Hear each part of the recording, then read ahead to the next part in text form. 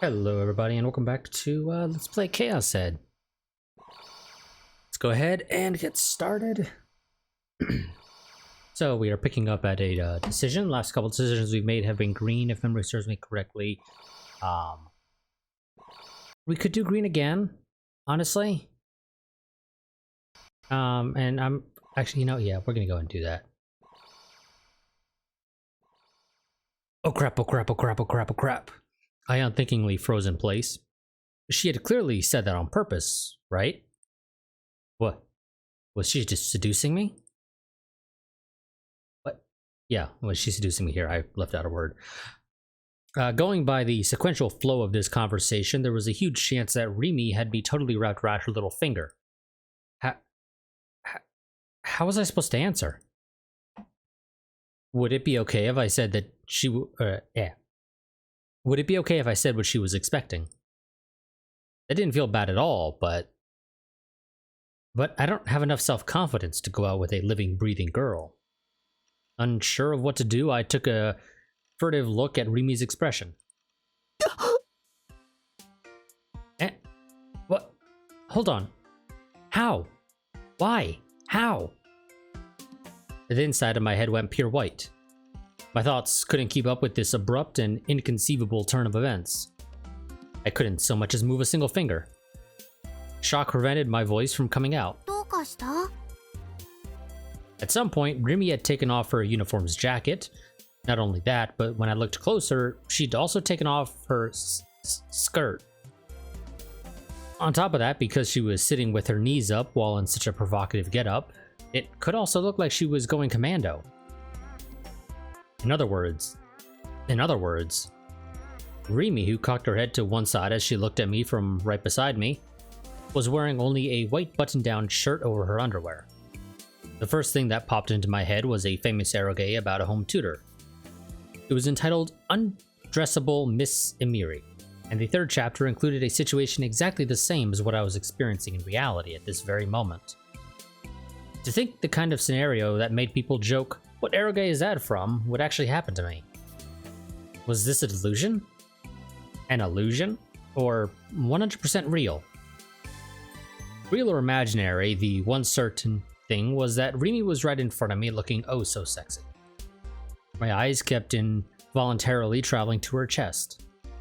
The front of her button-down shirt was undone and I could see little glimpses of it from certain angles. Her pale pink bra. Your bust is surprisingly big, Sakihata. No, stop. She'll think you're a ledge if you ogle her. Don't look. You mustn't look. I dropped my gaze. And this time I ended up looking at her hips. She really wasn't wearing a skirt. I can see her panties, Sakihata. They were rather simple panties, but darling all the same. Oh yes.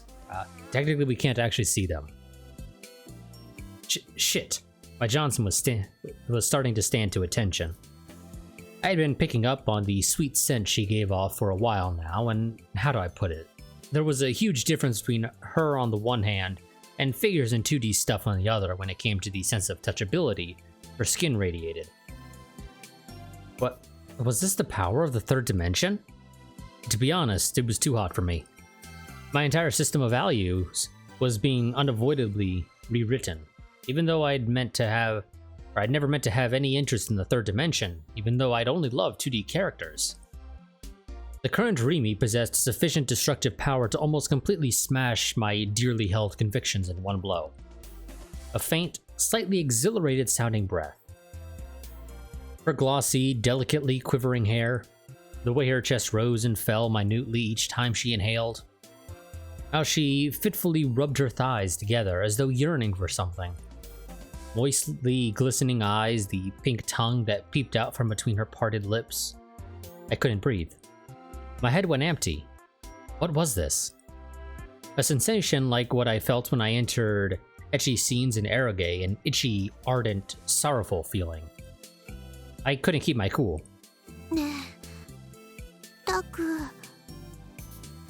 Remy spoke to me in a sweet voice. I couldn't tear my eyes away from her limbs any longer. It was the first time I'd seen the body of a girl my age from so close up. Was Rimi inviting me? Did she like me? In truth, I didn't care for this kind of shameless seduction. Romantic emotions really ought to be cultivated via a platonic relationship. So then she could bashfully muster all her courage and confess to me under the legendary tree on the day of our graduation. And when I said sure, she'd burst into tears of happiness and we'd kiss. Was what I thought. But when she sat in front of me in this state, inviting me, who would give a crap about that platonic whatever shit? 私、喉乾いてきちゃった。何か飲み物ある？ We got Coke. Losing the ability to withstand my anguish, I stood up forcefully. A drink. A drink. Did I have anything in the fridge?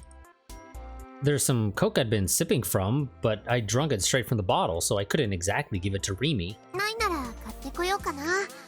コンビニって深センの駅前にあったよね。I heard Rimi stand up behind me. ちょっと行ってくる。She was leaving?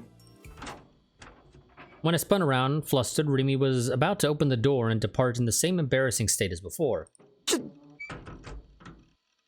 You're going shopping at a convenience store with your panties totally exposed? How deviant. What, was Rimi an exhibitionist? Okay, that wasn't as long as I thought, so I could have actually included that last part. But, yeah, the thing is, I'm not quite sure how some of those are, or how long some of those delusion scenes are. Some are longer than others, so I just wasn't going to take the chance because the last part was kind of running long. The voice I heard at my back made me literally go flying up and land on my ass. Rimi, who should have just left, was standing there. Furthermore, she had all her clothes on. Eyes wide, she looked down at me. びっくりした。急に大声出さないでよ。さっきから変だよ。一人でブツブツ言い出したかと思ったら、急に大声上げるし。どうかしたの？ Why was Rimi here? Despite the fact she definitely left, could it be that Arrow Rimi had seen was a delusion? Arrow Rimi had felt amazingly real. Though I hadn't touched her, merely looking at her had conveyed the sense that her skin would be soft and resilient if I touched it. And what the hell am I saying? What was wrong with me today? ねえ、タク。 I flinched when she called me. Did she think less of me now? What would I do if I'd fallen out of her good graces? If Rimi weren't with me, I wouldn't even be able to go outside by myself anymore. 私、喉乾いてきちゃった。何か飲み物ある？ She asked me the exact same thing as earlier. Except she'd said it in a markedly sexy tone before, but this time she sounded 100% normal. I reflexively gave a little shake of my head. Seeing this, Rimi poked herself in the temple with her pointer finger and puckered her lips as though she'd lapsed into thought. ないなら買ってこようかな。コンビニって深センの駅前にあったよね。ちょっと行ってくる。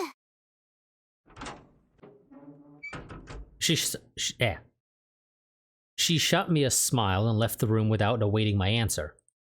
Dazed, all I could do was see her off. Going to a shop at a convenience store in her school uniform. So ordinary. Arrow Rimi had been a delusion of mine after all, it would seem. It left me feeling a little complicated, both let down and relieved. But Arrow Rimi, the divided ISAs. By what mechanism were such delusions able to manifest in a way that made them feel real? Had I been the one to manifest them in the first place? Did I have the power or not? If I did, how come I could If I did, how could I come to use it? How could I get my hands on a D-sword? There was still a mountain of problems before me, and I was at a loss for what to do. While Rimi went shopping, I faced my PC, thinking I would look for more detailed information on the patent and thought recording. I found Grim in our chat room calling out to me. Sighing, I gave up and entered the room. Let's see. Nightheart, you there? Oi, Nightheart. You gotta be shutting yourself in today anyway. Wanna chat? I've got fresh news. Nightheart, time for dinner. You finally came. You're late, Nightheart. Thanks to that, I'm totally whose eyes are those eyes right now. Damn it. What do you mean, totally whose eyes are those eyes? He just wanted to use the phrase, even though I quivered in fear every time I spied those words. What's your fresh news? New gen, duh. It happened. The fifth case. Oh, fifth case. Of course, it gave me the usual sense of gloom, but on the other hand, I was also confused. I thought Shogun and Yua would target me for sure this time. Perhaps one could say that they'd postponed it. Above all, I wasn't sure whether or not it was okay for me to celebrate this. Want to know more? It's on the Taboo homepage. Look around a little and you'll know easy. Or look around a little and you'll know easy. Around to win today. The body was discovered last night.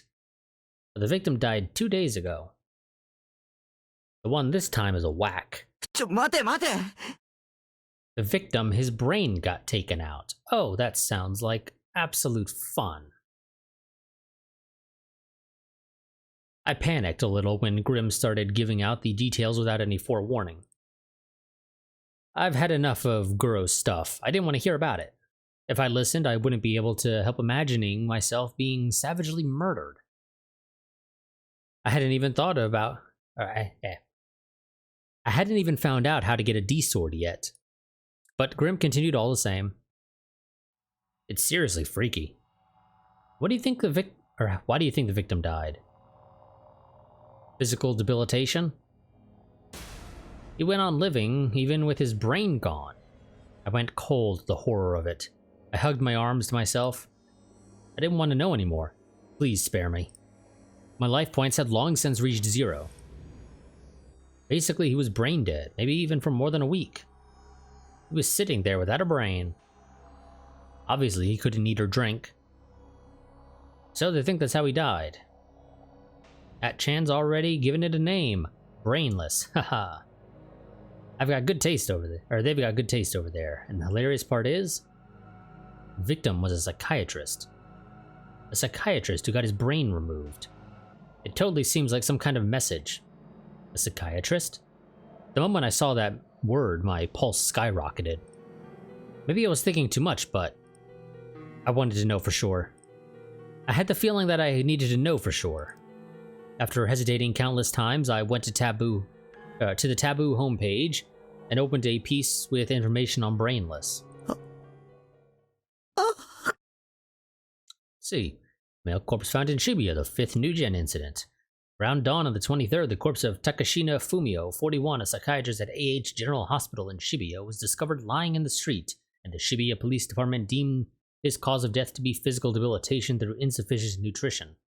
Additionally, the back of Takashina's cranium was cleanly cut away and his brain had been taken out. The department states that despite the removal of his brain, there is a possibility that he remained alive, even in a state akin to that of brain death.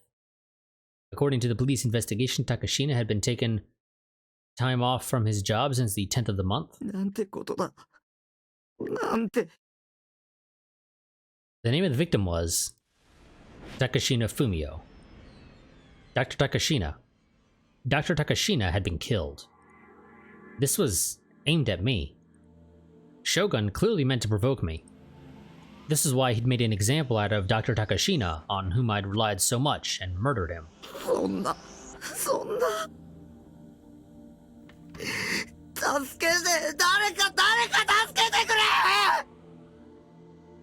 I screamed. My mind was turning to pulp. It felt like I was about to go crazy.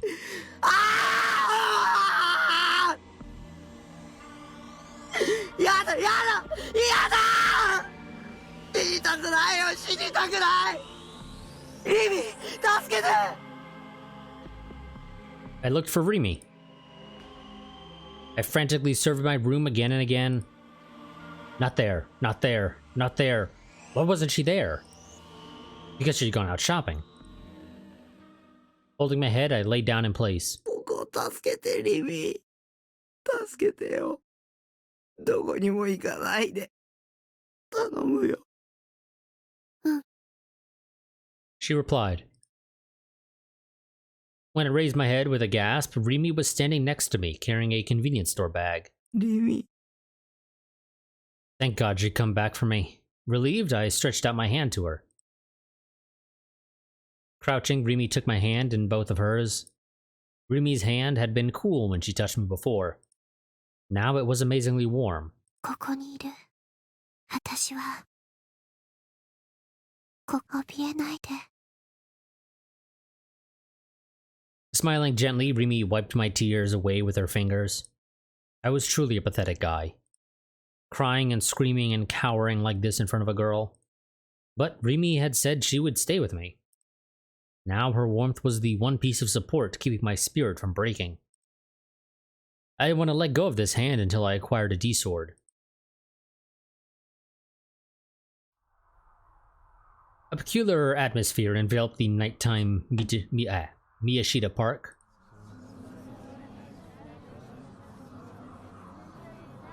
Fun.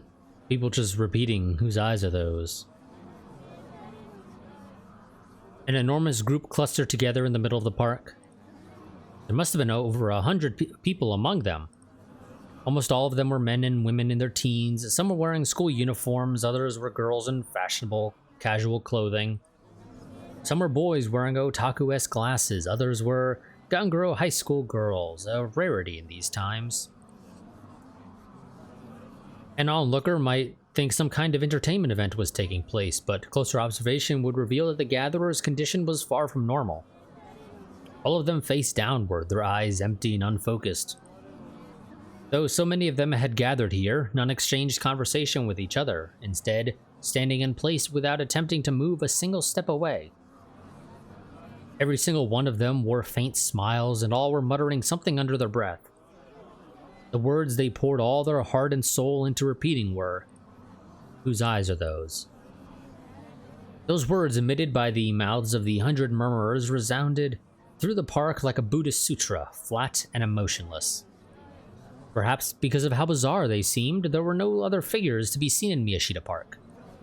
Office ladies cutting through the park on their way home from work, and middle-aged women taking their dogs for a walk, all grew flustered at the unnatural spectacle and turned back the way they had come.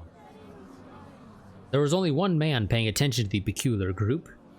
He too appeared to have some connection to them, but he stood off to one side by himself without joining them. With his clothes, he could have easily blended in at Akihabara, a check-patterned shirt, jeans, worn-out sneakers, fingerless gloves, a red bandana, and a big green rucksack on his back. He was fairly corpulent, to the point that his shirt buttons threatened to pop apart any moment now. Though it was the latter portion of October and should have been rather cool out, he constantly wiped away sweat from his forehead with a hand towel. His eyes darted around as if he couldn't calm down, but his shoulders also seemed to be shaking with laughter. Aside from the group's sutra-like chant, an unidentified mechanical sound echoed through the park, emerging from his rucksack. Another high school girl, this time one wearing an undone blazer, entered the park. Far from shrinking away from the odd group, she fixed her eyes on them and steadily drew nearer. She was infused with intimidating poise as she walked, her long dark hair stirring in the breeze. In sharp contrast with that, she for some reason held a half-eaten popsicle. Senna just loves her damn popsicles, apparently. The group took absolutely no notice of her. Having completely entered their own world, they focused solely on continuing to recite the same words. Nor did she lift an eyebrow at being ignored. Once she had drawn up close to them, she abruptly stopped. There was a remarkably languorous air to her as she bit down her popsicle. The sound of crunching leaked from her mouth when she chewed. When she finished eating and glanced at the stick remaining in her hand, she clicked her tongue a little and tossed it down by her feet. The look in her eyes remained sharp as she moved her gaze across the group, going one by one from face to face. おい、なんだよお前。The rucksack-wearing man spoke up as if he'd reached the limits of his endurance. Naturally, the girl, Aoi Senna, was aware that this man alone had been studying her for some time now. She snorted as though to mock him, then suddenly crossed her hands over each other as she extended them directly in front of her. The space around her hands contorted, and a long, vague, metallic shape appeared floating there. It might appear to be either a hoe or a shovel, but its shape differed subtly from both of them. The tip of its razor-sharp blade was divided in two. She gripped it with both hands when at last it developed a distinct shape. But it didn't end there. Immediately after, a blue light burned along the double blade she held, and the air to her.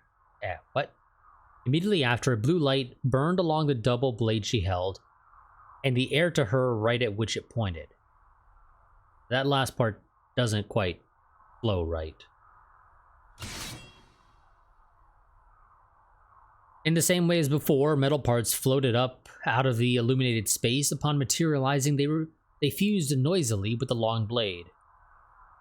At last, they formed a ring, and another trail of light streaked from it toward the right. The divided blade traced the trail as it rose. Though one might have thought it was a shovel or a hoe, it had, at some point, metamorphosized into a giant sword. Sharp yet lovely, clean yet destructive, sinister yet beautiful. With its supreme sense of presence, the sword settled into Senna's hand. The man with the rucksack showed no reaction. He only narrowed his lips and stared at her.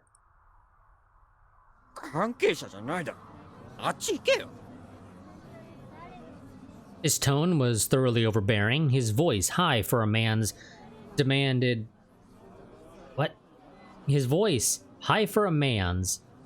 that Senna leave, even as he stood some distance from her, waving her away. I missed the comma there, so it didn't flow right in my mind. Senna, in contrast, quietly opened her mouth without the slightest shift in expression.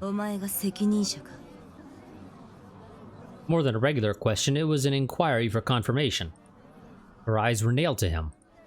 The rucksack-wearing man showed a previously unseen confusion.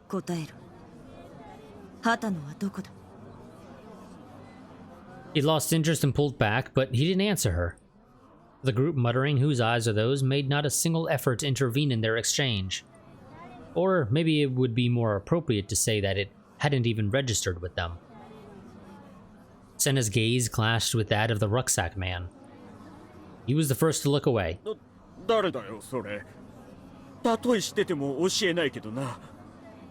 why wouldn't you tell us if you knew? Falling silent, Senna swung her huge two-handed sword with ease, brandishing it as though to weigh the distance between her and him. She lowered her center of gravity, and her torso leaned forward.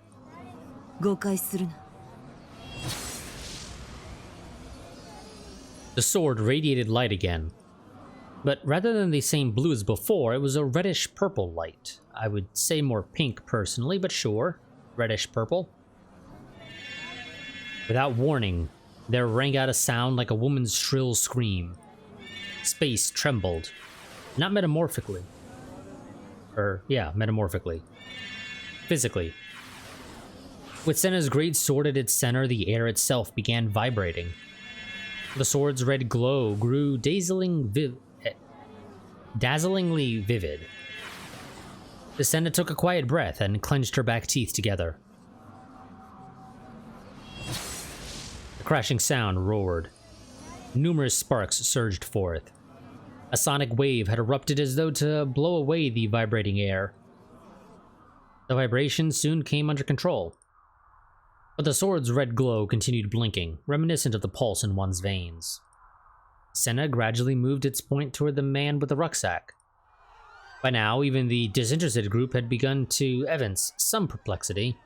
They began running away, bewildered, all of them seeming startled, as if they had just come back to themselves. Senna went on, focusing on the man alone without sparing a glance for the rest of them. Though he had not previously demonstrated any obvious fear, he began growing flustered. Going pale, he retreated one step at a time. He shook his head like a stubborn child. 待って、俺は畑野なんてやつ本当に知らないんだ。ただ指示されただけ。誤解するなと言ったはず。Senna took no notice of his plea. 質問したのはただの挨拶代わりだ。お前が何を答えたって、それを壊すことに変わりはない。A fierce glitter resided in her eyes. Crying out pathetically, the rucksack man turned on his heel to flee. But the scattered group, bolting right and left, lay ahead of him. His escape route blocked, the panicking man pulled to a halt so fast he pitched about. That was when Senna leapt forward, closing the distance between them.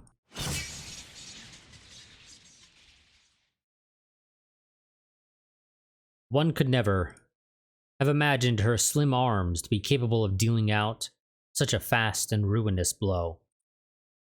Sweeping along horizontally, the blade tore through the man's rucksack together with its contents. The impact sends him flying as well. Collapsing on the ground, he rolled into a ball, holding his head and shaking all over. He seemed to have lost the energy needed to run away. He was so frightened that he lost control of his bladder, and the crotch area of his pants began to stain itself wet. Senna walked up to him and showed no interest in the man himself, dropped her gaze to what lay inside the ripped-open, broken rucksack. Sparks scattered within it, crackling. A mechanical device had been inside it. Originally, it would have been about twice as large as a modem, but the D-sword had eaten through it, shattering it to pieces. It wouldn't be of any use anymore. One could no longer hear the irritating mechanical whir that had been coming out of this rucksack until a few seconds earlier. Nozomi. As she murmured to no one in particular, Senna's voice was tinged with loathing.